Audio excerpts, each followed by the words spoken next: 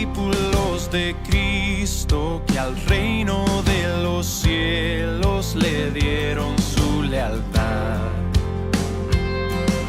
Siervos que ante él se postran. La palabra del Señor, leo en favor de mis hermanos esta porción de las Sagradas Escrituras. Dice así el texto: y le dio el pacto de la circuncisión, y así Abraham engendró a Isaac y circuncidó al 8º día a Isaac, a Jacob y Jacob a los 12 patriarcas. Los patriarcas, movidos por envidia, vendieron a José para Egipto, pero Dios estaba con él y le libró de todas sus tribulaciones y le dio gracia y sabiduría delante de Faraón, rey de Egipto, el cual lo puso por gobernador sobre Egipto y sobre toda su casa.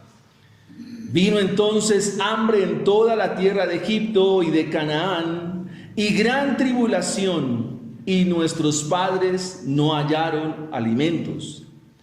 Cuando oyó Jacob que había trigo en Egipto, envió a nuestros padres la primera vez, y en la segunda José se dio a conocer a sus hermanos, y fue manifestado a Faraón el linaje de José.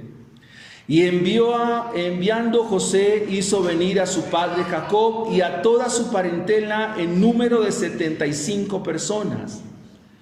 Así descendió Jacob a Egipto, donde murió él y también nuestros padres, los cuales fueron trasladados a Siquén y puestos en el sepulcro que a precio de dinero compró Abraham de los hijos de Hamor en Siquén. Pero cuando se acercaba el tiempo de la promesa que Dios había jurado a Abraham, el pueblo creció y se multiplicó en Egipto, hasta que se levantó en Egipto otro rey que no conocía a José. Amén y amén. Damos gracias al Señor por su palabra. Como lo hemos mencionado en la introducción, provisión es la acción de suministrar y facilitar lo que se requiere para vivir. Pero en el sentido estricto del Evangelio, en el sentido estricto de lo que significa la provisión de Dios, mis hermanos, cuando hablamos de que Dios provee, estamos diciendo que Dios se hace real en nuestras vidas. Cuando decimos Dios provee, estamos diciendo que la acción de Dios se hace real en nuestras vidas. A esto es lo que se refirió Abraham allá en Génesis 22, cuando dijo: Dios se proveerá de cordero. A esto es lo que Abraham se refirió cuando más adelante, al recordar la historia del patriarca, se menciona Dios proveerá.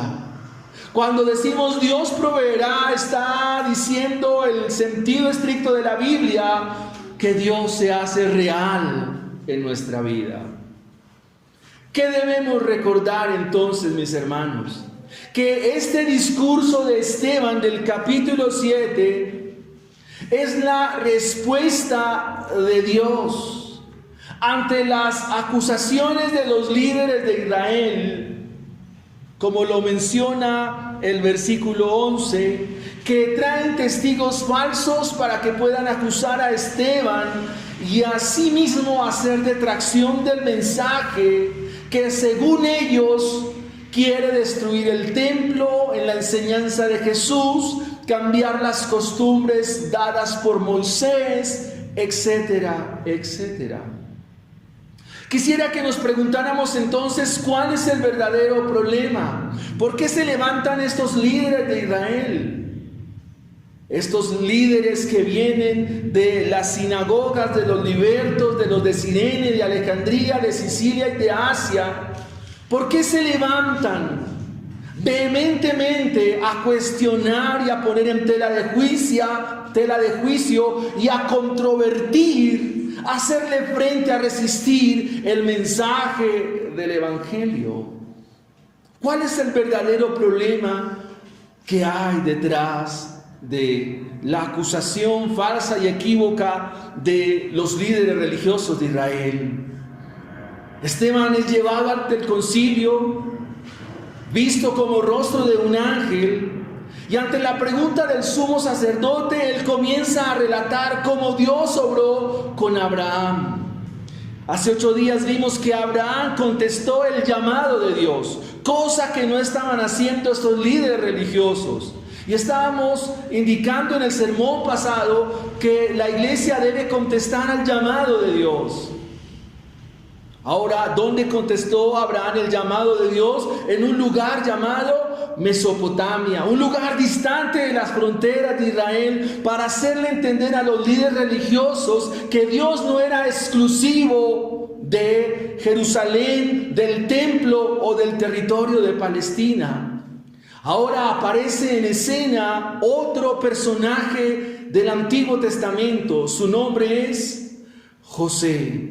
Aparece este personaje que es usado por Dios para salvar a sus hermanos de la hambruna, quienes lo traicionaron, lo vendieron y lo trataron injustamente. Al igual que Mesopotamia, Egipto es un lugar pagano, es un lugar idólatra, pero allí Dios obró salvación. ¿Qué tenemos que entender, mis hermanos? Que la iglesia del Señor Jesucristo se hace saludable cuando acude a la provisión que Él ha dado.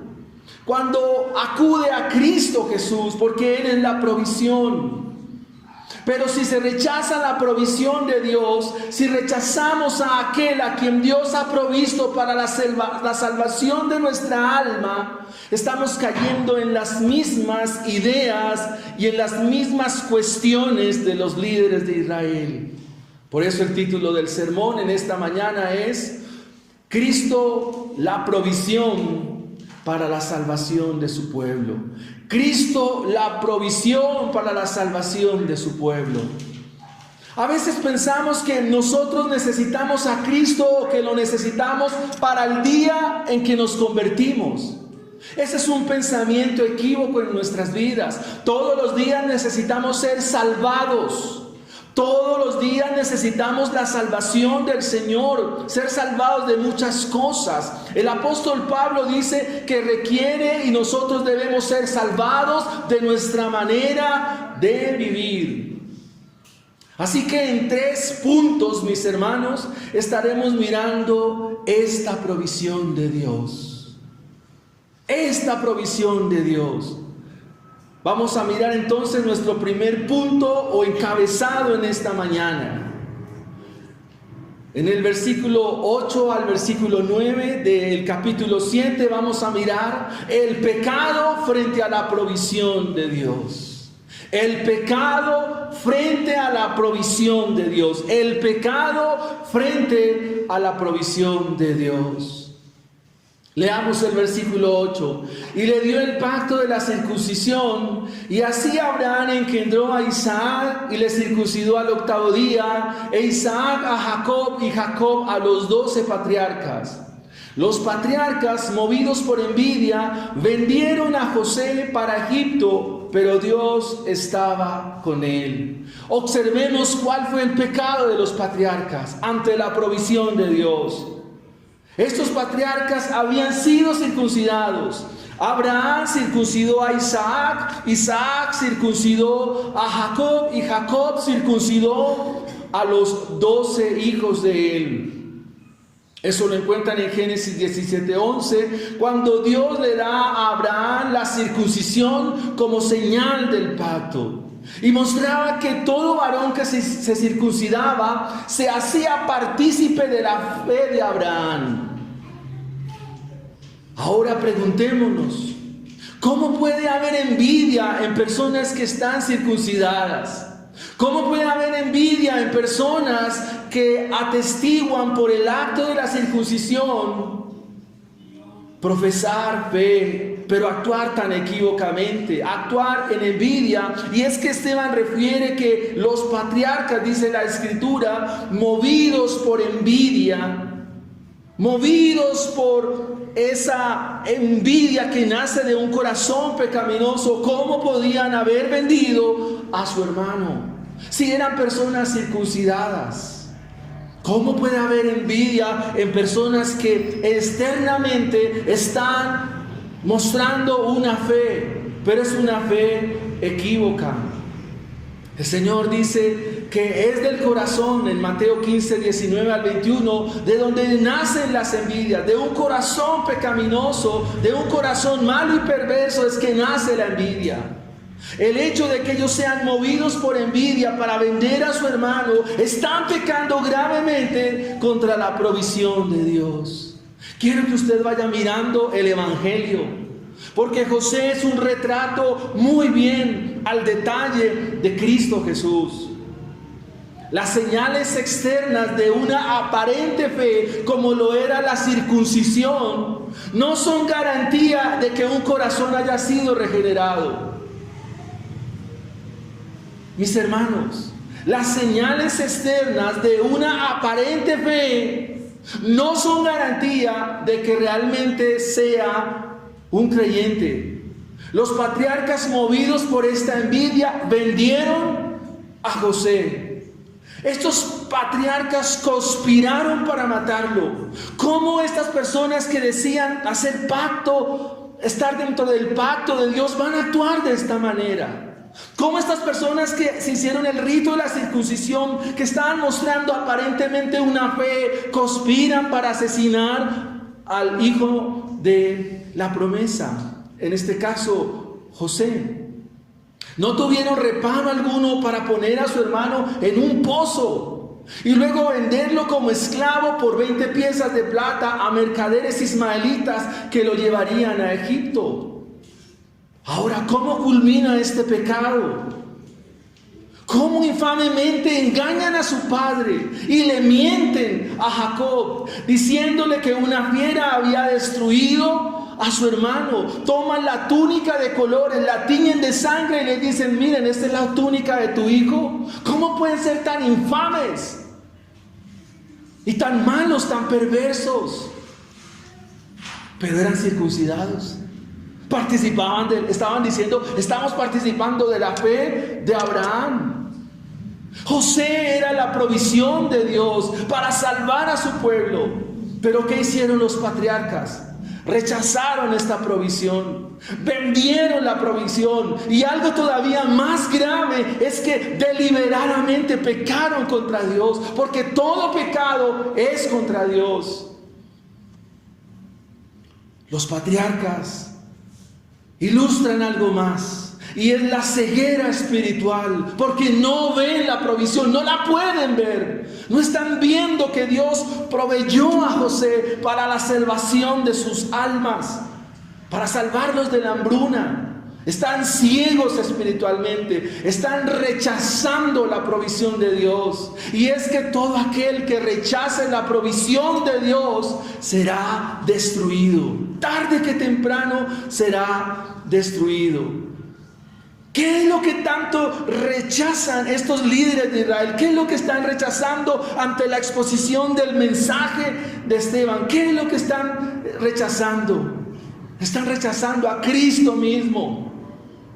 Queridos hermanos, rechazar a Cristo mismo es rechazar el mensaje del Evangelio. Y rechazar el mensaje del Evangelio es resistir al Espíritu. Amados hermanos, mire el versículo 51 de Hechos capítulo 7. Ese es el texto central de este pasaje. Hechos capítulo 7, versículo 51 dice: ustedes son de dura cerviz, son incircuncisos de corazón y de oídos. Vosotros resisten siempre al Espíritu Santo como vuestros padres, así también vosotros. A veces nos mostramos y hablamos de no resistan al Espíritu. O a veces hablamos del mover del Espíritu y todas estas cuestiones carismáticas que para nada tienen que ver con el mensaje del Evangelio. Pero querido hermano, ¿ustedes saben cuál es el pecado imperdonable? Es resistir al Espíritu de Dios. Resistir al Espíritu de Dios es resistir el mensaje del Evangelio. Y resistir el mensaje del Evangelio es resistir a Cristo. Rechazar a Cristo es rechazar su mensaje y es rechazar al Espíritu de Dios. En eso consiste el gran pecado imperdonable. Porque de rechazar a Cristo, de rechazar su mensaje y de rechazar el mensaje del Evangelio, el Espíritu de Dios, finalmente se terminará destruido. Cuando sus hijos, un particular, un vecino, un amigo, su misma familia, rechazan el Evangelio, están rechazando la provisión de Dios. Están rechazando a Cristo, están rechazando al Espíritu. Cuando nos dicen, no me hable más de eso, no me hable más de la Biblia, no me hable más de Dios, Dios no tiene cabida acá.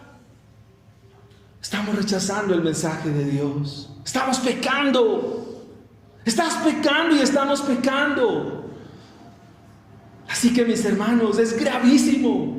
Es grave, es tan grave que por ese rechazo seremos destruidos de hacerlo así. Estos líderes de Israel, ¿qué es lo que están rechazando? ¿Por qué se llenan de envidia? Porque hay un mensaje de salvación, hay un mensaje de vida eterna, pero ellos amaban el templo, amaban el ombligo de su territorio, Jerusalén, amaban Palestina, pero no amaron al Salvador. ¿De qué sirve? ¿De qué serviría entonces los ritos, las tradiciones, la religiosidad? ¿De qué serviría? De nada, hermanos. Porque rechazar el mensaje del Evangelio es rechazar la provisión de Dios, y eso es un pecado muy grave. Veamos nuestro segundo punto en esta mañana, mis hermanos. Hemos visto el pecado contra la provisión de Dios. Ahora quiero que miremos del versículo 11 al versículo 15 las cualidades de esa provisión. ¿Qué cualidades tiene la provisión de Dios? ¿Qué características hay en esa provisión? Dice el versículo 10, la parte final. Dice, y Dios estaba con José. Recuerden que José fue la provisión de Dios para salvar a su pueblo. Esta expresión es muy recurrente, que nos habla de la relación del Padre con los suyos, indicando, óigase bien, su cuidado y protección y la bendición a través de quien Él cuida y de quien Él protege. Dios estaba con José para cuidarlo y protegerlo. Versículo 10. Y le libró de todas sus tribulaciones. Y observe la cualidad de esta provisión. Dios le dio gracia. Dios le dio sabiduría delante de Faraón, rey de Egipto, el cual lo puso por gobernador sobre Egipto y sobre toda su casa. José fue librado de todas sus tribulaciones. Fue librado del trato malévolo y perverso de los patriarcas. Aunque fue vendido como esclavo y llevado a la cárcel ante la acusación falsa de la esposa de Potifar, Dios lo guardó, Dios le dio gracia, porque Dios estaba con José. Es decir, que la relación de Dios con José descansaba en el fiel cuidado de Dios, en la fiel promesa que Dios había hecho a su siervo Abraham. El pueblo entonces decide ver que en José se encuentra la provisión de Dios, pero no la pudieron observar de momento. Lo que nos enseña entonces el pasaje, mis amados hermanos, es que José, como provisión de Dios, contaba con la gracia de Dios, contaba con la sabiduría de Dios. Mejor, tenía la gracia de Dios, tenía la sabiduría de Dios. Y con esta gracia y con esta sabiduría, Dios salvaría de la hambruna a su pueblo. La liberación de toda la opresión se produjo dándole gracia delante del máximo dirigente del imperio más potente de la tierra, en ese momento, el faraón de Egipto. José queda entonces segundo en todo el reino. Se le entrega la administración de todo el estado, aún sobre la casa imperial. Dios le dio gracia y sabiduría. La gracia y la sabiduría descansan en la provisión de Dios. El favor de Dios estaba en las tareas encomendadas que José realizaba en la casa de Potifar. De hecho, la Biblia dice que Potifar no tenía nada en que entenderse, porque este mayordomo que tenía gracia, contaba con el favor de Dios. Una vez José es llevado a la cárcel. Allí también Dios le da favor, le da gracia, sabiduría en medio de las mazmorras de la cárcel de Egipto. Pero Dios también le va a dar sabiduría para gobernar. Dios le da sabiduría para administrar y así cumplir su propósito en la vida de José.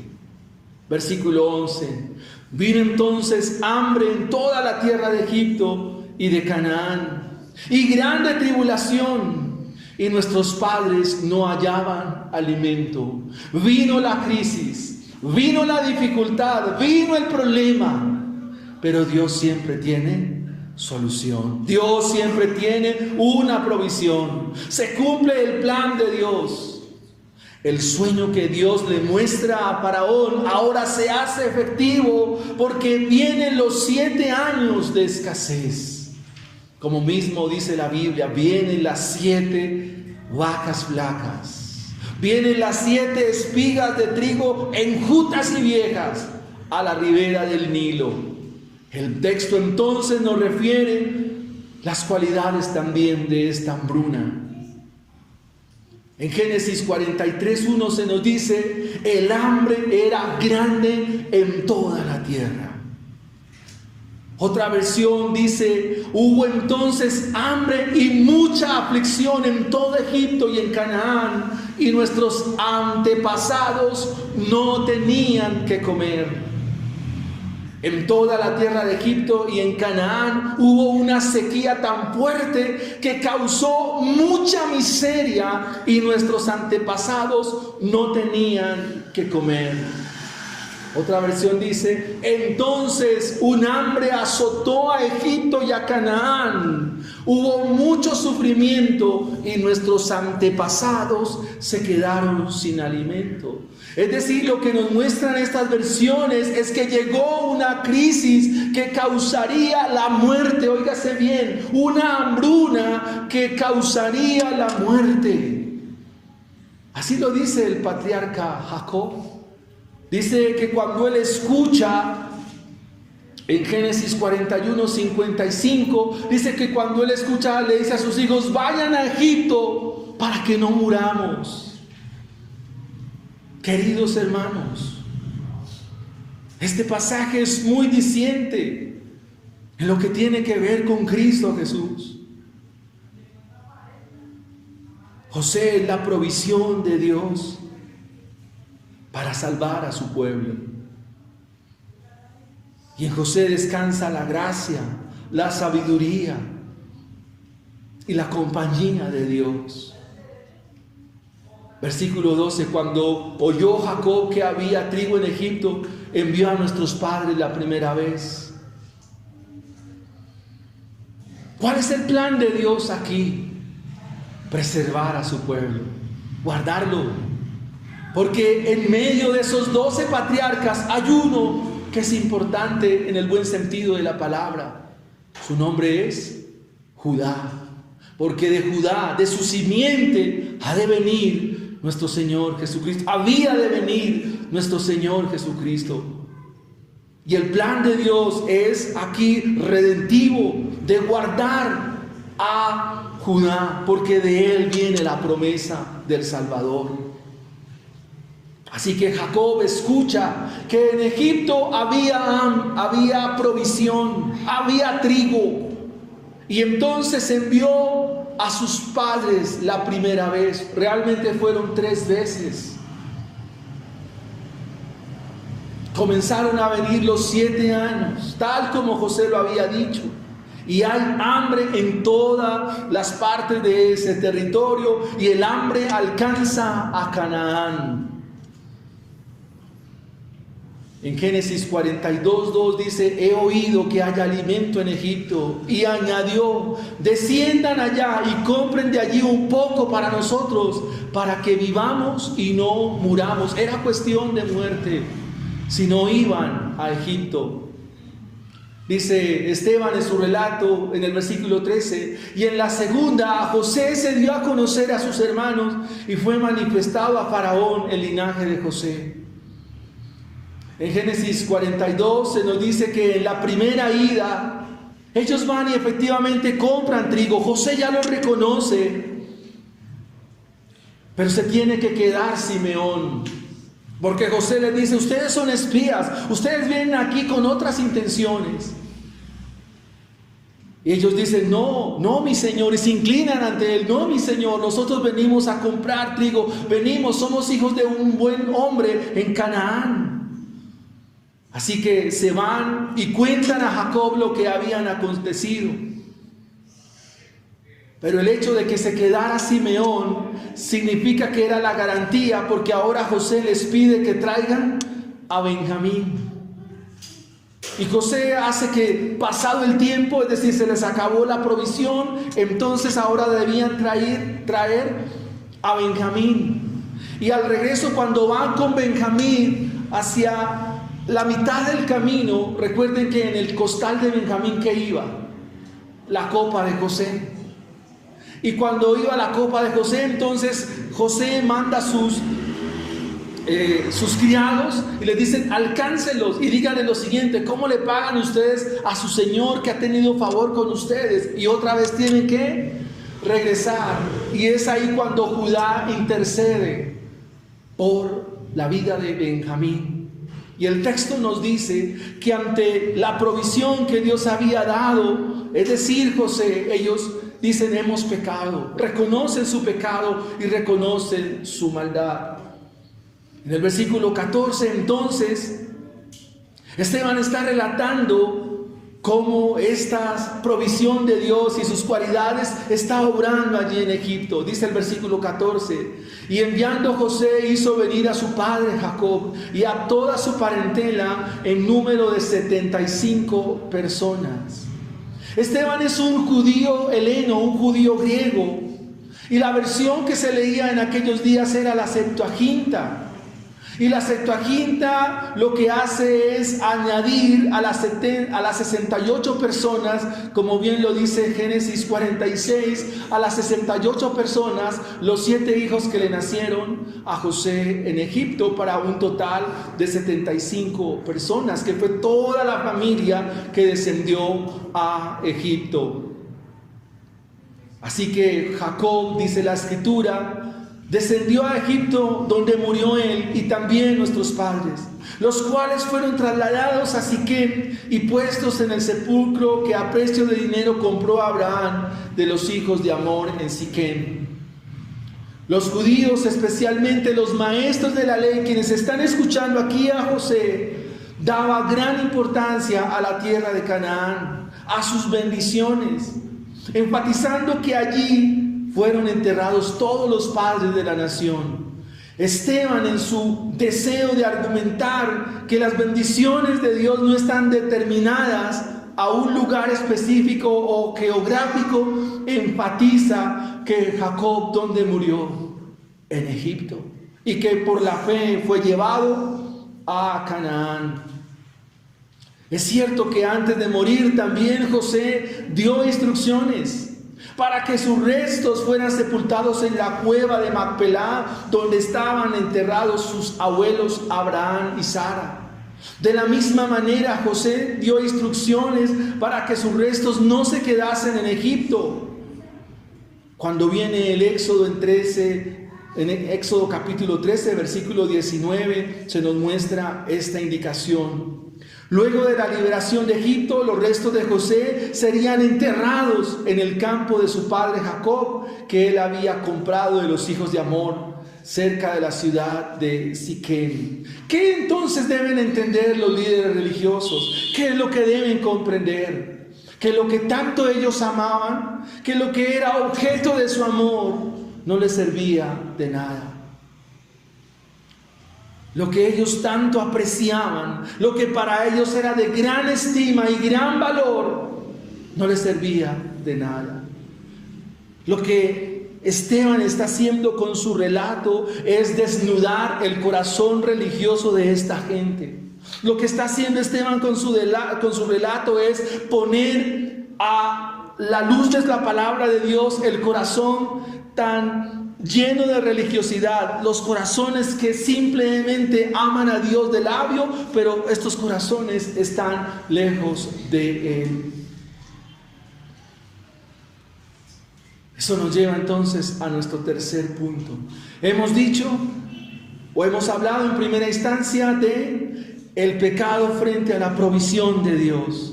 Hemos visto en segunda instancia las cualidades de la provisión de Dios. Ahora en tercer lugar veamos que hay que confiar en la provisión de Dios, versículos 16 al 19. Pero cuando se acercaba el tiempo de la promesa que Dios había jurado a Abraham, el pueblo creció y se multiplicó en Egipto, hasta que se levantó en Egipto otro rey que no conocía a José. El tiempo de la promesa que había jurado a Abraham se estaba cumpliendo. Dios le había dicho a Abraham que su descendencia moraría en tierra ajena 400 años, pero que una vez llegara este tiempo, Dios sacaría con mano poderosa a su descendencia. Y esto nos habla enfáticamente de la fidelidad de Dios, de que Dios es fiel y hay que confiar en la provisión de Él. Cuando hablamos de la fidelidad de Dios, hablamos de dos fronteras. La primera frontera se enfila o se da hacia sus promesas, que Dios es fiel a sus promesas, que ninguna de sus palabras caerán a tierra. Dios es fiel a sus promesas, pero al mismo tiempo, mis amados hermanos, Dios es fiel a sus juicios. Quiere decir que Dios cumplirá todas las cosas. Y esta es una evidencia más de lo que significa la fidelidad de Dios. A pesar del tiempo, a pesar de las situaciones, a pesar de las dificultades, Dios cumplirá su palabra. Dios cumplirá sus promesas. El que estableció el tiempo fue Dios. Y Él mismo conduce su historia soberanamente. Él conduce su historia especialmente para darnos a entender que si confiamos en su provisión, entonces habrá salvación. El texto nos dice que el pueblo creció y se multiplicó, que los que descendieron a Egipto fueron 75, pero ahora el pueblo era mucho más numeroso y ahora se volvería una nación. Ahora se levanta otro monarca en Egipto que no conocía a José.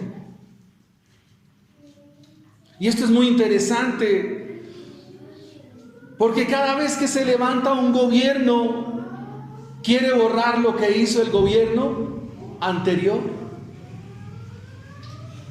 No es que no lo conociera, sino que no le interesaba el pasado, pero esto es propósito de Dios. Este nuevo monarca que se levanta ahora viene mostrando el sistema antidios. No es que no supiera, sino que no quería saber de él. Los egipcios se destacaban por registrar al detalle toda su historia. Como geómetras, es decir, aplicaban la geometría, como historiadores, como astrónomos, todo lo registraban en los papiros, lo que llamamos los papiros egipcios. Pero curiosamente a este nuevo faraón no le interesaba registrar en su biblioteca las obras de Dios por medio de un hombre que se llamaba José. Así que es de esta manera como hasta hoy terminamos el relato, porque ahora viene otro ícono en la fe de Israel, Moisés. Pero eso será dentro de 8 días. Hemos dicho que José es un retrato muy al detalle. ¿De quién? De la verdadera provisión de Dios. No quisiera terminar este sermón sin que pudiéramos ver y considerar una vez más el título de nuestro sermón en la mañana de hoy. Cristo, la provisión para la salvación de su pueblo. Quiero que lo tenga en mente. Cristo, la provisión para la salvación de su pueblo. Hoy que recordamos la cena, Cristo proveyó del pan que va a traer vida a su pueblo. Cristo, la provisión para la salvación de su pueblo. Quiero que miremos las aplicaciones del texto de hoy.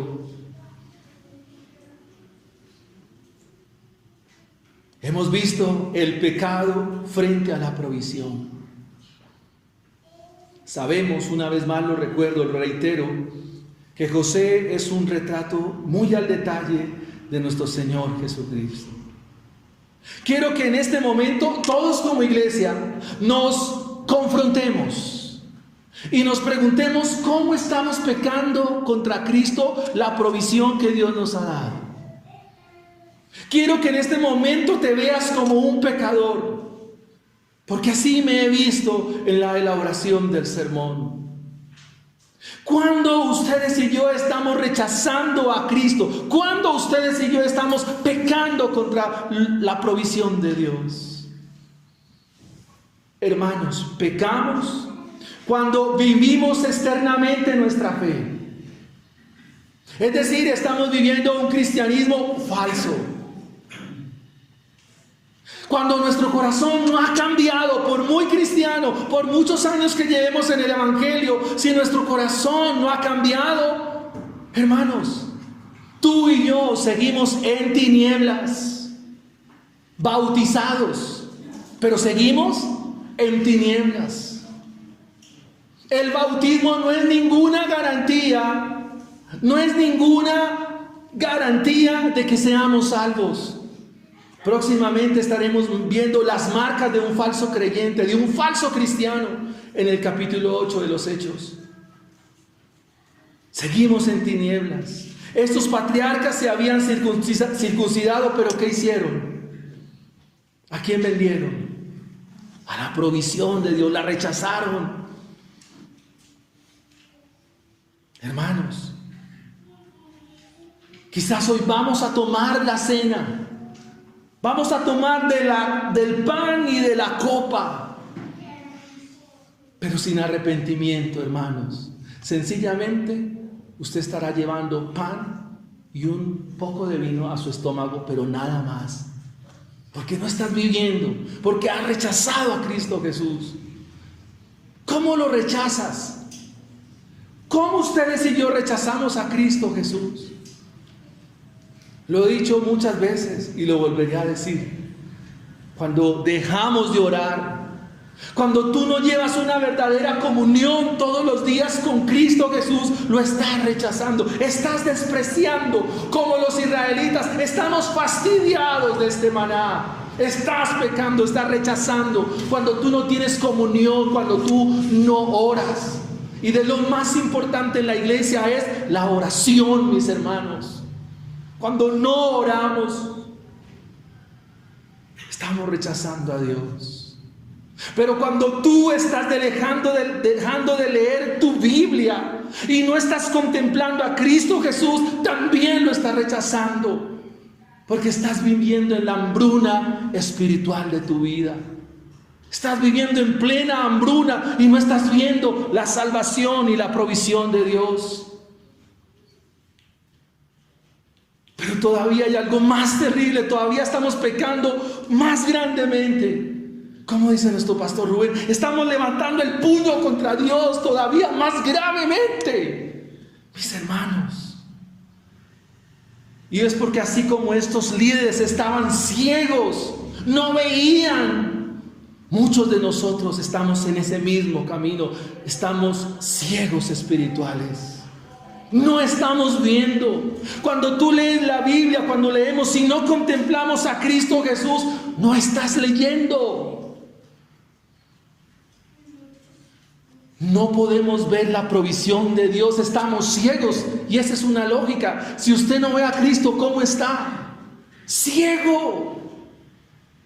Si no entiende el mensaje, está ciego. Estás caminando en tinieblas, mis hermanos.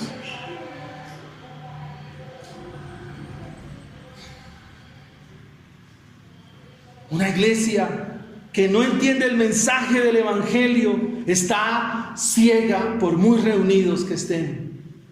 Por mucho que hagamos, por muchas actividades, si tú lees la Biblia y no ves a Cristo Jesús, porque Cristo Jesús está en todas las páginas de la Biblia.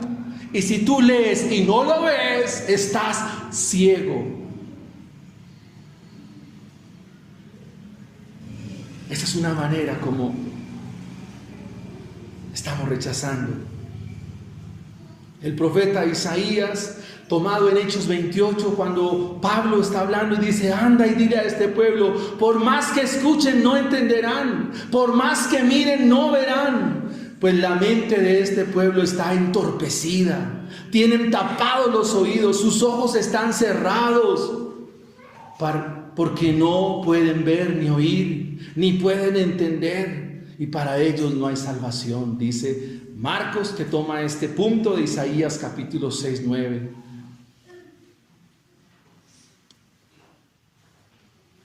Estamos en serios aprietos, serios problemas, hermanos.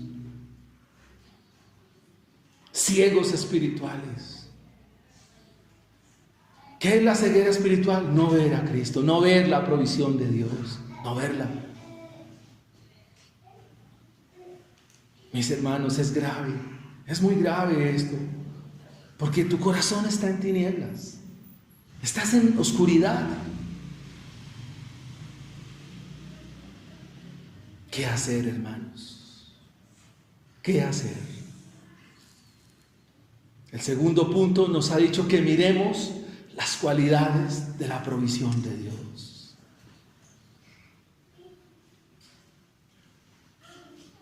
Dios estaba con su Hijo y Cristo en su Padre. En Cristo está la gracia, hermanos. En Él está la verdad. En Cristo abarrota el amor del Padre. En Cristo están escondidos todos los tesoros de la sabiduría. Es en Cristo, mi hermano, donde Dios nos dio su favor. Es en Cristo donde el Padre desplegó toda su misericordia. Pero todavía hay algo más, hermanos. Quiero que vuelva a mirar el versículo 10. El texto nos dice, mis hermanos, que Dios libró a José de todas sus tribulaciones. Mira el texto, hermano, mira tu Biblia, contempla a Cristo, mira a Cristo, míralo. La Biblia nos dice que Dios libró a José de todas sus tribulaciones, y José es una sombra de Cristo Jesús en la antigüedad. Pero Dios, a la provisión, Cristo es la provisión de Dios. A Cristo Dios no lo libró de su ira. Dios no libró a Cristo del escarnio. Dios no libró a Cristo del vituperio. Dios no libró a Cristo de los esclavos, de los clavos.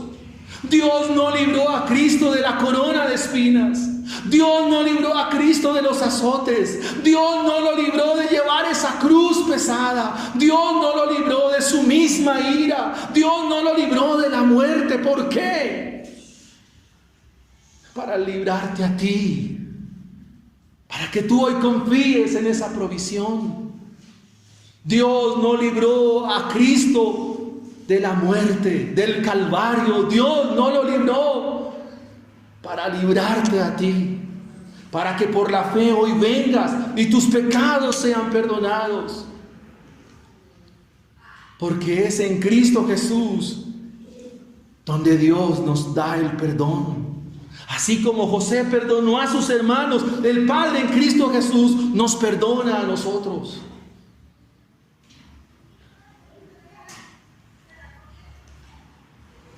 ¿Cuántas veces le hemos traicionado a Jesús? ¿Sabe cómo lo traicionamos? Cómo sus hermanos traicionaron a José, pero apliquemos el texto a nuestra vida. ¿Cómo nosotros traicionamos a Jesús? Con nuestro mal testimonio, con nuestra manera de vivir tan mal, con nuestro mal ejemplo. Lo seguimos vendiendo. Cuando nos hacemos cobardes, conspiramos falsamente contra Él. Sin embargo, Él hoy, como Rey de Reyes y Señor de Señores, te ofrece su perdón para que vengas a Él y no peques más. José era el amado de Jacob. Cristo es el amado del Padre para que todo aquel que en Él cree no se pierda, sino que tenga vida eterna. ¿Qué vas a hacer ante tu hambruna espiritual, a tu escasez en la oración, a tu escasez frente a la lectura de la Biblia, en tu escasez frente a las muchas cosas espirituales que vives? ¿Qué vas a hacer? Mis hermanos, Cristo es verdadera comida, Cristo es verdadera bebida. Él dijo: yo soy el pan vivo que descendió del cielo. Mi amado hermano, mi amado amigo, mi querida iglesia, solo Cristo Jesús sacia, solo Cristo Jesús satisface. No hay corazón vacío que Cristo no llene. No hay vaso vacío que Él no llene y en Él no deposite su gracia y su favor. No hay nada que se esconda. No hay nada, mis hermanos, que Cristo le quede grande. Hemos visto la provisión de Él, que hay que confiar en su provisión. Hermanos, tengo que decirles también esto. Y es una garantía que nos da la palabra del Señor. ¿Cómo quieres encontrarte a Jesús? Hay dos formas como tú te vas a encontrar a Jesús. La primera es que hoy te lo encuentres como Salvador y vengas ante Él y entregues tu vida. O la segunda, cuando en aquel día te lo encuentres como juez. De no creer al Evangelio, de no confiar en la provisión que Dios nos ha dado, seremos destruidos. Seremos destruidos. El Salmo 2 dice: así como el alfarero con vara de hierro destruye las vasijas, así en aquel día Cristo destruirá a los que no creen a Él. Cristo es la provisión de Dios para ti, para tu familia. Por eso mi afán es que tú conozcas a Cristo Jesús. Mis esfuerzos y nuestros esfuerzos junto con el pastor estamos abocados a que la iglesia conozca a Jesús, conozca la provisión de Dios. ¿Cuántas veces le decimos: hermanos, vayan a los discipulados, conéctense, pero toca rogarles, no rechaces más a Jesús? Toma nota de los anuncios. ¿Cuándo hay que estudiar la Biblia? Porque es lo único que quedará. El cielo y la tierra pasarán. El mundo pasa, sus deseos, mis hermanos. Pero el que hace la voluntad de Dios permanece para siempre. Y la voluntad de Dios es que ustedes le conozcan, que usted como iglesia le conozca. Y entonces, cuando abra la nevera espiritual de su vida, tendrá provisión. Pero no es una provisión momentánea, no es una provisión por un ratico, es provisión eterna. Cristo es la provisión para su iglesia. Este es un retrato. ¿Qué hicieron los líderes de Israel? a este mensajero del Evangelio, ¿qué hicieron con él? Lo mataron. Lo mataron. Pero él, imitando a su Salvador, al final del capítulo 7, dice estas palabras: Padre, no les tomes en cuenta sus pecados. No les tomes en cuenta sus pecados.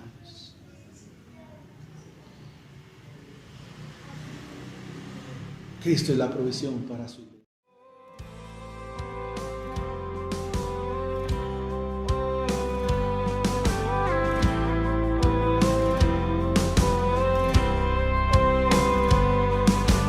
Fieles discípulos de Cristo que al reino de los cielos le dieron su lealtad.